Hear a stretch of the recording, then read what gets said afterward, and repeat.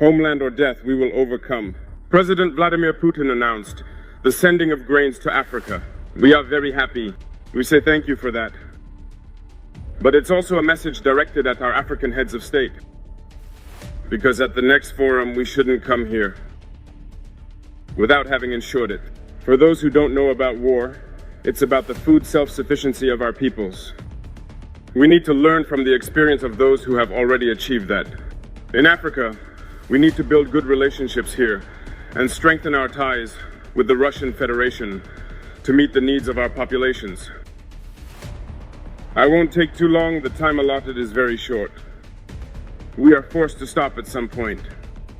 But I would like to conclude by saying that we must pay tribute to our peoples who are fighting. Glory to our peoples. Dignity to our peoples, victory to our peoples, homeland or death, we will overcome. What happens when a nation's most promising leader faces the greatest threat to his life and power on the very first day of a new year? The news of an assassination attempt on Ibrahim Traoré, the 35-year-old president of Burkina Faso, sent shockwaves across the globe, making one thing abundantly clear. The battle for Burkina Faso's future has become a life-or-death struggle. On January 1st, 2025, as the world celebrated the start of a new year, Traoré's enemies wasted no time in attempting to end the life of a leader who represents the very essence of resistance against the Western colonial legacy.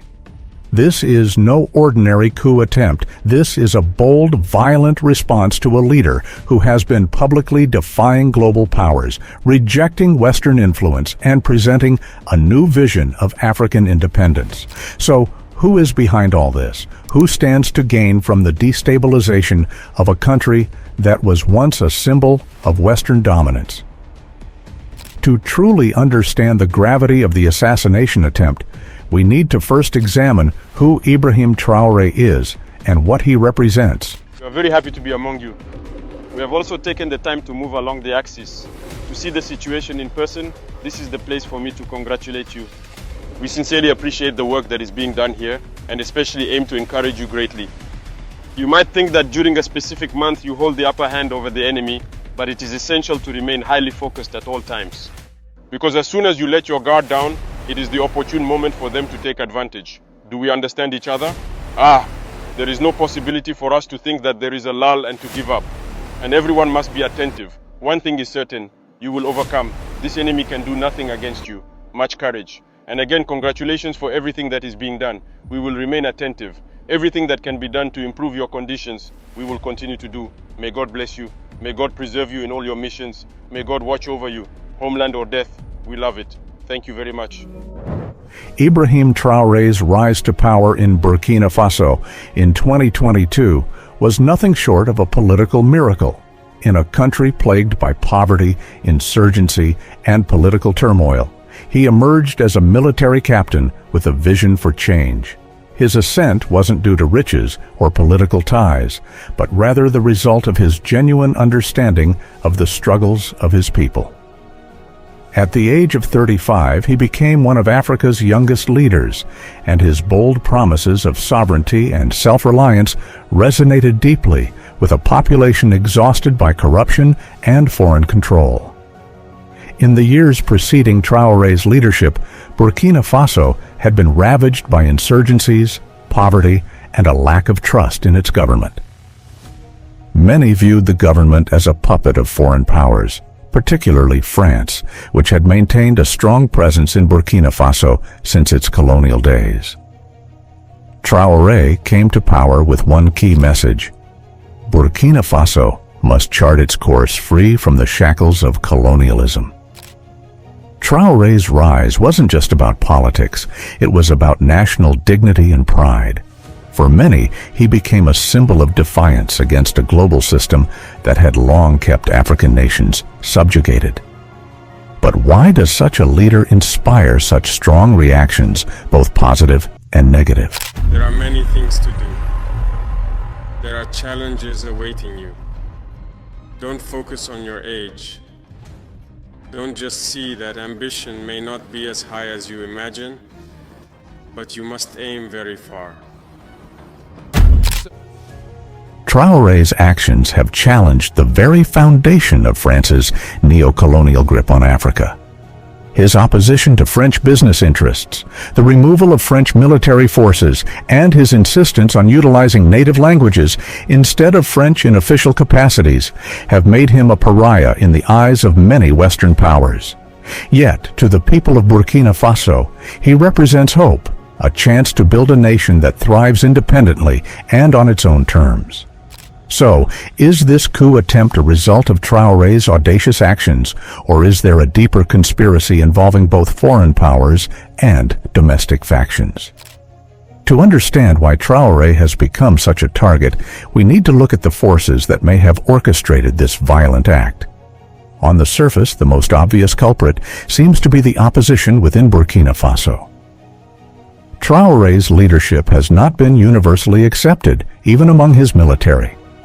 While his rise to power was largely due to his popularity with the people, there are factions within the Burkinabe military that are opposed to his leadership. These factions see his anti-colonial stance as a threat to the established power structures in the country and may be seeking to restore the status quo. But the internal opposition is only part of the story. Traoré's most vocal adversaries are external. Il a aussi insulté tous les Africains. Je crois qu'on a oublié de nous dire merci. C'est pas grave, ça viendra avec le temps. Il y a une partie qui a retenu mon attention, là où il parlait d'ingratitude. L'ingratitude, je suis bien placé pour le savoir, c'est une maladie non transmissible à l'homme. Lui, il est humain, notre ingratitude n'est pas transmissible à lui. Voilà comment ce monsieur voit l'Afrique, voit les Africains. Nous ne sommes pas des humains à ses yeux. Je pense que s'il n'est pas athée et qu'il prie, à chaque matin qu'il se réveille et qu'il prie, il devrait aussi prier les Africains. Parce que c'est grâce à nos ancêtres qu'il existe aujourd'hui une France. Il devrait nous prier. France, the former colonial power that continues to hold significant sway in West Africa, has much to lose if Traoré's vision of an independent Burkina Faso comes to fruition. For decades, French companies have controlled vast portions of Burkina Faso's gold industry, extracting immense wealth while leaving the Burkinabe population impoverished. Traoré's nationalization of the country's mining sector, his expulsion of French troops, and his rejection of French influence have been viewed as acts of defiance that challenge the economic foundations of French power in Africa. Beyond France, there are other global powers with vested interests in Burkina Faso's future. The United States and other Western countries have long seen Africa as a playground for their economic and strategic interests, and any shift toward African self-reliance is seen as a direct challenge to their dominance. The recent assassination attempt on Traoré is not just about removing him from power, it's about sending a message to anyone who dares challenge the global order. So, can Burkina Faso survive this attack, or will it descend into a full-blown crisis? Je le dis, j'insiste et je persiste.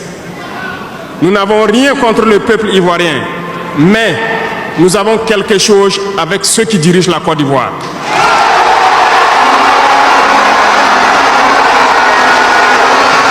Nous le disons et nous le répétons encore.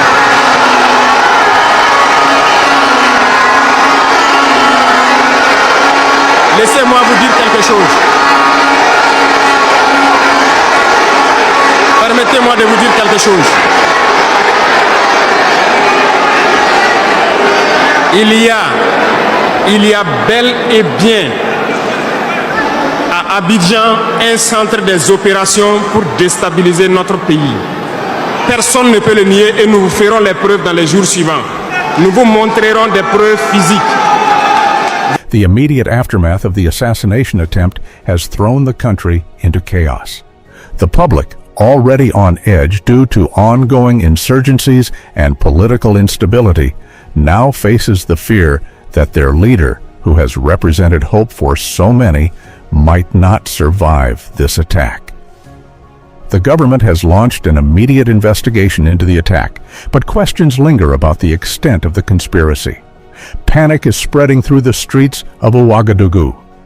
While Traoré's supporters are rallying behind him, many fear that this is only the beginning of a violent and destabilizing period for the country. One of the key concerns following the attack is the potential for a military coup. With Traoré's position now seriously threatened, factions within the army may seize the opportunity to take control. Burkina Faso has seen its fair share of coups in the past, and many fear that this attempt on Traoré's life could trigger a chain reaction that leads to even greater instability. Mr. President, good morning. Good morning, Madam. Thank you for taking part in this exercise on Radio Burkina through the program Antenne Directe before collecting the first questions from listeners. Excellency, this is the first time that you have spoken directly to the whole of Burkina Faso through the airwaves of Radio Burkina. How do you feel about sharing this moment of direct dialogue with Burkina Faso? Thank you very much. Good morning, dear parents, dear brothers and sisters, listeners of Radio Burkina. Thank you, Madam, for this opportunity that is once again given to us to be able to commune directly with the people. I think it is a real pleasure. And it is also a moment for me to be able to understand today, at the stage we are at, the current aspirations of the people, and to be able to readjust our program, if we can say so. But the panic isn't confined to Burkina Faso alone. The international community is also watching closely. The implications of Traoré's survival or downfall are far-reaching. A successful coup would not only undermine the vision of a sovereign Burkina Faso, but could also deal a blow to the broader Pan-African movement that Traoré's leadership has come to symbolize. For many, Ibrahim Traoré's leadership represents more than just a fight for Burkina Faso's independence. It is a challenge to the entire neocolonial system that has held Africa back for centuries. His rise has sparked a wave of solidarity among other African nations, many of whom are now looking to Burkina Faso as a model for self-reliance and resistance against Western influence. But if Traoré is taken out of the picture, what happens to this growing movement? Will other African nations retreat into dependency on Western powers, or will they continue the fight for true sovereignty? For Traoré, the stakes are much higher than personal survival. His goal is to leave a legacy of sovereignty, unity, and independence for Burkina Faso and the entire continent. However, this assassination attempt has made it clear that his leadership is not just about navigating domestic challenges. It's about confronting powerful global forces that are intent on maintaining the status quo. His rejection of French influence, his emphasis on local development and innovation, and his efforts to establish a self-sustaining economy have made him a target, not just for Burkina Faso's internal opposition, but for Western powers that have long relied on Africa's resources to fuel their economies. The coup attempt serves as a stark reminder of the high cost of independence in the modern world. Now, let's ask ourselves, if Traoré loses his power, what will people remember him for? What he has done for Africa cannot be erased, and his legacy will continue to shape the continent's future. What did he do for Africa that people will miss him? For that, imagine a city built not as a symbol of foreign investment or aid, but as a testament to the struggle for sovereignty. This is the vision that Ibrahim Traoré has championed through his ambitious project, the Renaissance City. This urban development, still in the early stages, is far more than just a construction project. It is a powerful statement about Burkina Faso's future and a bold rebuke to centuries of exploitation by foreign powers. The city is being constructed with local resources, with an emphasis on innovation and sustainability. Traoré has made it clear that this will not be a project dependent on Western capital or foreign companies. Instead, it will be a model for African self-sufficiency, demonstrating that African nations can build their futures without outside interference. The project represents a paradigm shift in how we think about development in Africa. No longer will the continent's growth be measured by the extent to which it aligns with Western interests. Instead, Traoré is demonstrating that Africa can thrive through its ingenuity and that the future of African cities will not be shaped by foreign powers, but by the people who live there. The ripple effects of Traoré's leadership extend far beyond the borders of Burkina Faso. Across Africa, countries that have long been dependent on Western aid, investment, and military presence are beginning to ask themselves whether they too can break free from the shackles of neocolonialism. Traoré's defiance has ignited a spark of resistance, and the world is watching to see how far this movement will go. Mali, Niger, and other West African nations have watched closely as Burkina Faso has expelled French troops and begun reclaiming its resources. In a region where French influence has been pervasive for decades, Traoré's leadership is sending a strong message. Africa no longer needs to beg for its seat at the table. Instead, it must demand the respect and independence that is long overdue. But this movement is not without its dangers. France, along with other Western powers, has already begun to retaliate in various ways, through economic pressure, diplomatic isolation, and covert operations aimed at destabilizing Burkina Faso's progress. The assassination attempt on Traoré is just one example of the lengths to which these powers are willing to go to maintain their influence in Africa. Despite these threats, Traoré remains resolute. He understands that his survival is not just about him, it is about the future of Burkina Faso and the broader movement for African independence. Every threat, every assassination attempt only strengthens his resolve to push forward with his vision. As Burkina Faso continues to fight for its place in the world, Traoré's leadership serves as a powerful reminder that Africa is capable of shaping its own destiny. This is not just a fight for Burkina Faso's sovereignty, it is a fight for Africa's independence as a whole. Mr. President, there has been a long discussion about how long you will stay and when you will organize elections. How long will the transition last? Is it today? Do you have an answer to this? Or do you think it is not a priority? For you, how long will Captain Ibrahim Traoré be in charge before organizing elections to step down? I was going to ask you a question in return before answering you.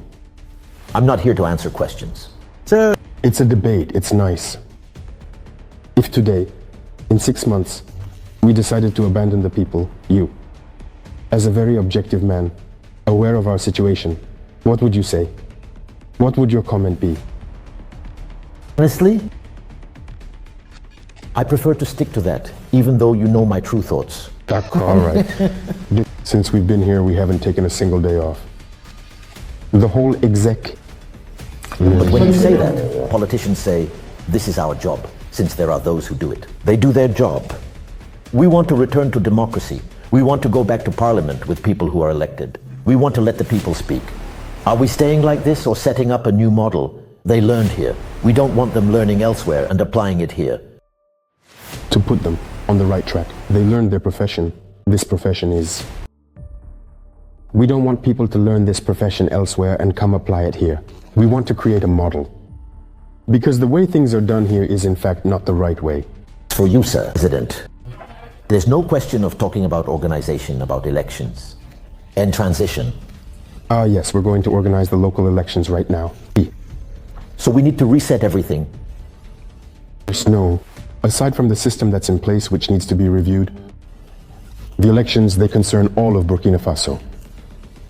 Do you think they are ready today to go to Soleil, to Falangonto, to campaign like... But they are Burkina-based. They must definitely vote. First, we need to get the wire through. There needs to be a minimum level of security so that if there's a campaign, people can go everywhere in Burkina, explain their ideas to the Burkinabe people, and the people will choose, because it's no longer about distributing goods. There will be reforms on the electoral code. It's over, that's it. If you get caught up in this, you will be disqualified. Well, I'm not going to get ahead of Iran in the water, but I can tell you that there are reforms coming. This way of doing things, of buying people's consciences, is over. Our mission is to awaken people's consciousness so that they never accept this again. If you think you can govern the country, you need to explain your political program. What are you going to do? And maybe after a while, The people will evaluate whether you should continue your term or not. In short, we won't say everything, but there will be reforms in the electoral system. And to participate in the elections, all Burkinabés must vote. Do you think Burkina Faso must take revenge? What if they already know who is behind all this? Let us know in the comments section. Who do you think is behind all this? If you want to watch more videos like this one, subscribe to our channel and press the bell icon. Thanks for watching, and until the next video, stay tuned.